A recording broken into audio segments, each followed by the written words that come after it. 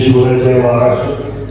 महाराष्ट्राचं आराध्य दैवत छत्रपती शिवाजी महाराजांना वंदन करताना ज्यांनी आपल्याला ताठ मानेने जगायला शिकवलं ते आदरणीय हिंदू हृदय सम्राट बाळासाहेब ठाकरे यांना सुद्धा वंदन करतो.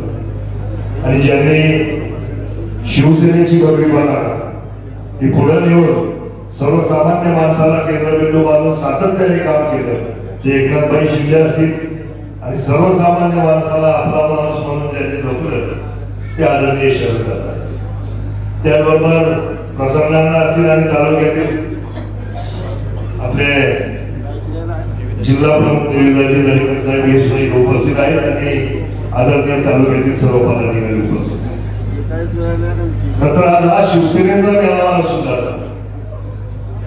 शिवसेनेचा विजयी मेळावा म्हणायला हरकत नाही अशा पद्धतीचं नियोजन पंकज भाऊ तुमच्या माध्यमातून.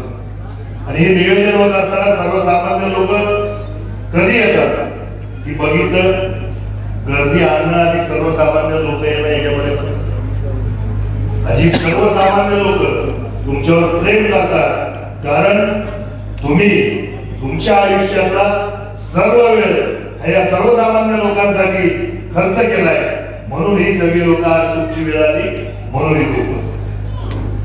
खरं तर पंकज भाऊ तुमची माझी जास्तीची ओळख किंवा परिचय नव्हता झाला. या मागच्या पंकज भाऊंचा मी आमदारकीला मी वेगळ्या पक्षात केलं परंतु त्याही माध्यमातून पंकज भाऊंनी जेव्हा ह्या जिल्हा परिषद गटाचं नेतृत्व करत असताना मी पंकज भाऊंच्या प्रचार केल्या दादा नसताना पंकज भाऊंच्या प्रचार केल्या पाहिजे. कोणत्याही गावात गेलं तर पंकज भाऊंना उचलून घेतलं जात होतं आणि सर्वसामान्य लोक इथं मोठ्या संख्येने पंकज भाऊ बोलतो.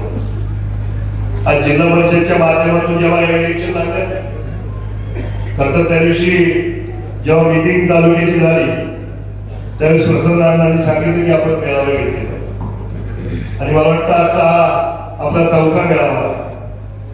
दादा सगळ्यात यशस्वी मेळावा कोणता असेल तर तो हा राजुरी जिल्ह्याचा आहे आणि हे पंकज भाऊंवरचं तुमचं प्रेम आहे.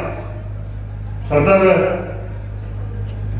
जी टॅगलाईन आपली आहे शिवसेना पक्ष हा सर्वसामान्य लोकांचा पक्ष आहे आणि सर्वसामान्य लोकांच्या पक्षामध्ये सर्वसामान्य लोकांमधूनच नेतृत्व उभं राहतं आणि मला वाटतं ते पंकज भाऊंच्या माध्यमातून अशी खूप सारी नावं घेता येतील खूप सारी नावं आपल्याला सांगता येतील आणि प्रत्येकाला प्रत्येकाच्या सुखदुःखामध्ये फक्त आणि फक्त शिवसेना जाऊ शकते.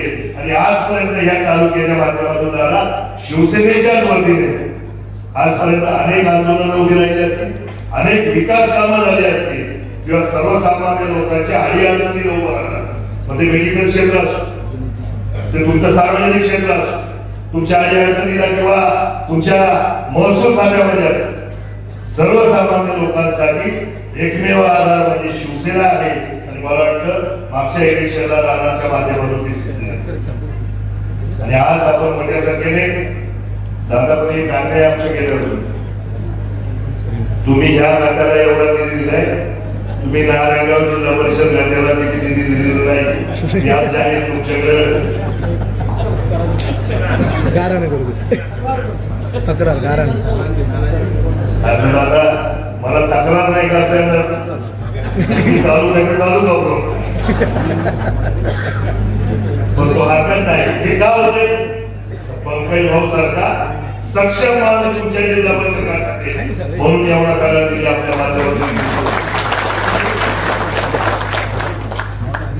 खरं तर विकास काम होत राहतात विकास काम सातत्याने होत राहतात पण विकास कामांबरोबर सर्वसामान्य जनतेची ज्याला दाद सर्वसामान्य लोकांच्या सुखदुःखामध्ये सहभागी होतो असं व्यक्तिमत्व म्हणजे पंकज भाऊ आहे. आणि पाटणाच्या बाबतीत आपण सगळ्यांनी पाण्याच्या माध्यमातून परंतु पेमदाराचा विषय आपण सगळ्यांनी टाळला बरोबर ना. जी गोष्ट चुकीची आहे त्या ठिकाणी भक्कमपणे पाठीमागं कोण बोलायला ते पंकज भाऊ होते आणि त्या माध्यमातून त्याला पेमदाराचा विषय तुम्ही नसताना सुद्धा पंकज भाऊच्या नेतृत्वाखाली आपण तो परतून लावला आणि मला वाटतं संघटनेचं पंकज भाऊचं सर्वसामान्य लोकांचं तर आपण पाहतोय की आपल्या 2 ठिकाणी आजही गावात तालुक्यामध्ये ही कला केंद्र आहेत आणि तिथली परिस्थिती काय आहे दादा हे आपण पाहतोय. खरं आपल्या सगळ्यांचं त्यासाठी सुद्धा मनापासून अभिनंदन करत असताना पंकज भाऊ जागा महिलेला आणि वैद्य करायला आणि वहिनी जेव्हा बोलताना जी झलक होती निश्चित स्वरूपात जिल्हा परिषद सदस्यांमध्ये सगळ्या युवकांना फोन करत मला वाटतं वहिनी करतील त्या वेळेस तुमचा घेणार नाही कारण शरदाला बोलतील अण्णा बोलतील आणि त्यांचं मार्गदर्शन आपल्यासाठी महत्वाचं आहे. पुन्हा एकदा सांगतो सर्वसामान्यांच्या अडीअडचणीमध्ये शिवसेना आणि शिवसेना फक्त यत्न नाही आणि त्या माध्यमातून आपण येणाऱ्या पंचायत समिती निवडणूक असेल जिल्हा परिषद निवडणूक असेल मोठ्या संख्येने आपल्या सगळ्या इथली फक्त आपण सगळे एका तालुक्यात राहतो आपले नातेवाईक मित्रमंडळ आपल्या सगळ्या आजूबाजूच्या परिसरामध्ये आपण सगळ्यांनी आवर्जून सांगितलं पाहिजे की आपल्याला फक्त आणि फक्त धनुष्यबाणच निवडून आणायचं आहे आणि त्यासाठी आपण संकल्प केला तर निश्चित स्वरूपात तो दिवस दूर नाही की जेव्हा ह्या तालुक्याला पहिल्यांदा मंत्रीपद मिळाल्याशिवाय राहणार नाही अशी अपेक्षा व्यक्त करतो. थांबतो. जय हिंद, जय महाराष्ट्र, जय शिवराय.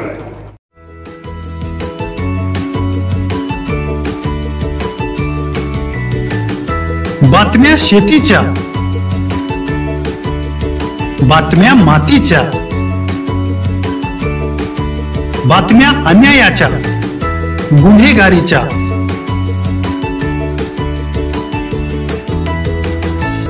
राजकारणाच्या आणि समाजकारणाच्या, शोषणाविरुद्ध बुलंद आवाज, जनसामान्यांच्या हुंकाराची गाज, सत्कार्याला प्रोत्साहन, दुष्कृत्याला अनुशासन, निर्भीड, निस्पृह, सडेतोड, बेधडक आणि रोखटोक म्हणजेच विघ्नहर टाइम्स. शोध बातमीचा, ध्यास सत्याचा. आपलं चॅनल, आपली बातमी. सबस्क्राईब तर कराच पण बेल आयकॉनवर क्लिक करायलाही विसरू नका.